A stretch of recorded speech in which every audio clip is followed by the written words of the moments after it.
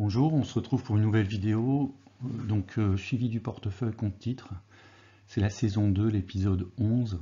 Alors le compte a fait un bond en avant, 33 784 € et une belle plus-value cumulée pour l'instant de 2562 €. Alors on va démarrer par l'avertissement, donc je ne suis pas conseiller financier et cette vidéo n'a pas pour but de vous proposer un placement financier ou un quelconque conseil d'achat, mais uniquement un but pédagogique et de partage. Vous restez responsable de vos investissements.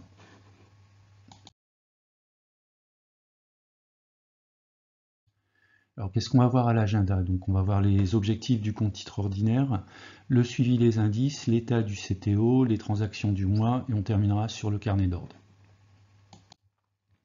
Alors les objectifs du compte titre ordinaire, c'est un objectif à horizon 15 ans avec un montant initial de 15 446 €, avec une recherche de rendement ou en tout cas de performance pour ces 15 ans de 8% par an, ce qui correspond à peu près à la performance des indices américains, et une contribution mensuelle de 350 €, ce qui nous amènerait à la fin de la 15e année donc à 172 159 €, bon c'est approximatif, ce qui me permettrait, alors si on enlève les 30% d'impôts et on retire la moitié du rendement en fait du compte titre ordinaire, ça me permettrait d'avoir un revenu de 400 € par mois.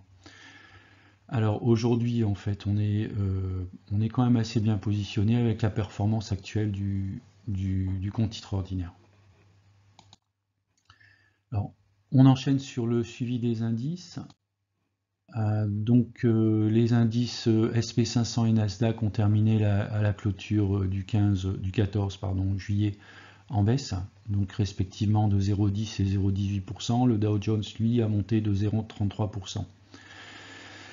Si on regarde sur un horizon un peu plus loin, c'est-à-dire depuis le 1er janvier, ou alors une semaine, un mois, 3 mois, 6 mois, 1 an, 3 ans, 5 ans ou 10 ans, on voit que pour les trois indices, on est dans le vert, avec une prime à la performance, notamment pour le Nasdaq, qui lui inclut principalement les sociétés technologiques.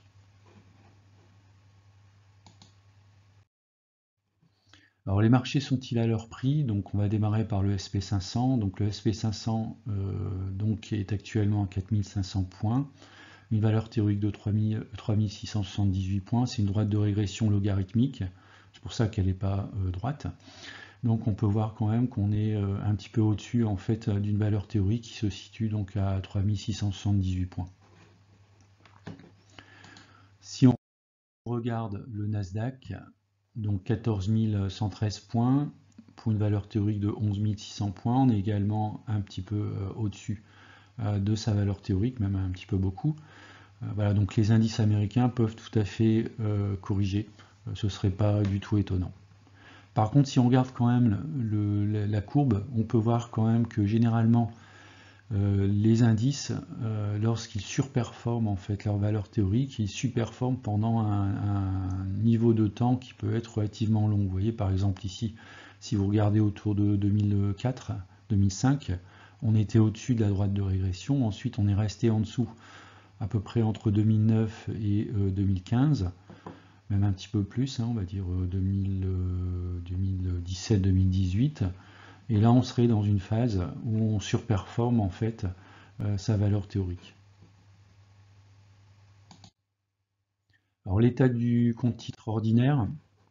Donc le compte titre ordinaire aujourd'hui est composé majoritairement de sociétés technologiques, soit pour 61%, donc plus de la moitié, les 2/3, et notamment on verra une forte proportion de l'action Tesla qui a bien performé ces derniers temps.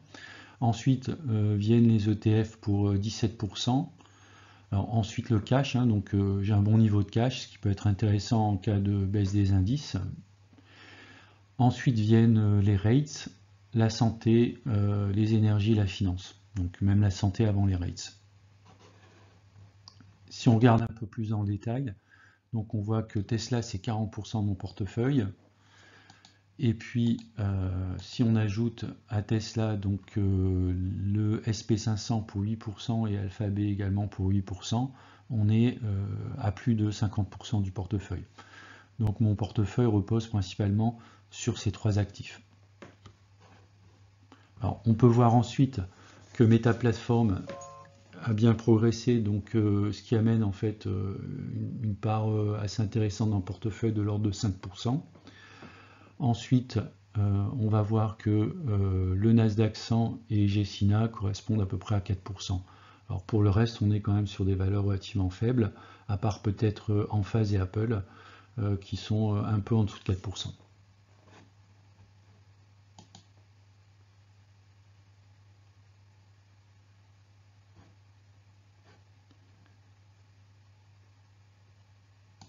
Alors, si on regarde maintenant donc, les plus-values réalisées au 15 juillet 2023, donc 9 562 euros, j'ai effectué mon apport mensuel de 350 euros et j'ai 2859 euros de liquidité, soit 7,8% du portefeuille. Ce qui me permettra de passer l'été relativement confortable, notamment s'il y a une chute brutale en fait des actions et des indices. Le compte titre ordinaire a été ouvert en décembre 2020, donc soit 31 mois, j'ai une plus-value de 39%, soit sur une base annuelle linéaire de l'ordre de 15%. Si on ramène ça en fait sur des intérêts composés, on serait très certainement autour des 13-14%. Sachant que mon objectif est de 8% par an, donc je suis relativement confort par rapport à cet objectif de 8% par an de progression. On va regarder maintenant le portefeuille, donc j'ai simplifié mon portefeuille, vous pouvez voir qu'il y a une ligne en moins, donc je vous laisse deviner quelle action j'ai vendue, on le verra juste après. Donc la première ligne c'est Tesla, 47 actions Tesla, un prix de revient de 174 $, on est actuellement à 280 $, donc c'est ce qui explique la performance du portefeuille, plus 50% et une plus-value latente de plus de 4000 euros. Voilà, donc c'était mon pari que j'ai effectué il y a à peu près 2-3 mois, donc c'est pour l'instant un pari qui est payant. J'ai fait une vidéo dédiée à Tesla, vous pourrez la regarder plus en détail, ce qui explique en fait pourquoi j'ai investi massivement dans Tesla. Ensuite arrive Alphabet, Meta Platform et Gecina. Et ensuite c'est Enphase, Apple. Ensuite c'est la santé avec ABBV, Chevron Corp, donc une major pétrolière. Broadcom au niveau des technologies, alors j'en avais pas pris suffisamment, j'ai qu'une seule action, mais elle a vraiment explosé également. On est à plus de 115% depuis le moment où je l'ai acheté. Ensuite, la santé avec Merck. Ensuite, on revient sur les technologies avec Microsoft et Amazon. Alors Microsoft, c'est une action que j'aimerais bien renforcer, mais en dessous des 300 $.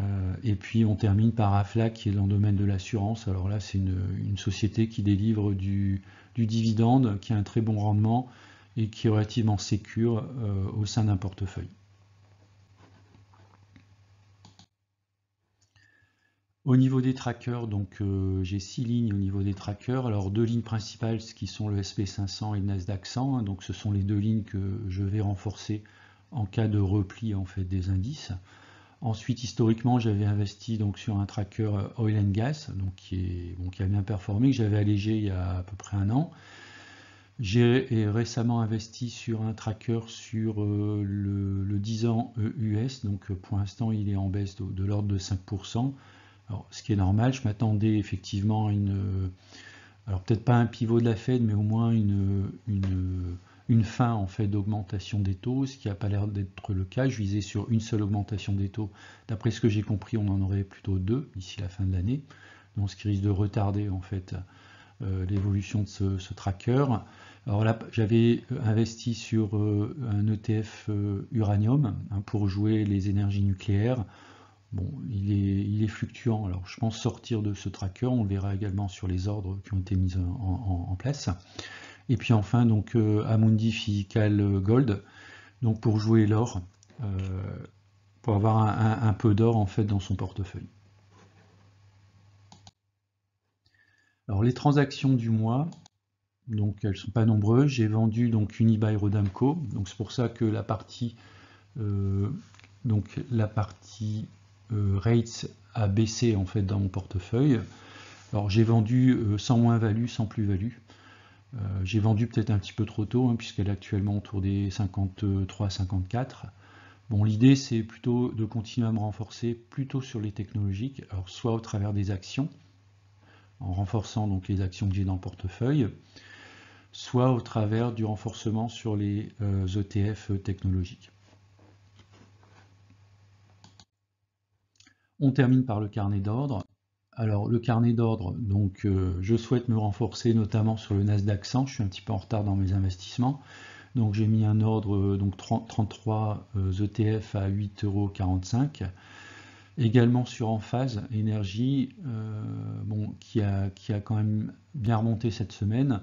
J'espère néanmoins pouvoir l'acquérir autour des 160 $, un petit peu en dessous, donc 6 Enphase Énergie à 160 $. Et j'ai mis en vente mes uraniums à 6,60 €, mes 60 uraniums. Voilà, c'est la fin de la vidéo. Je vous remercie de l'avoir regardée et je vous dis à bientôt pour une prochaine vidéo.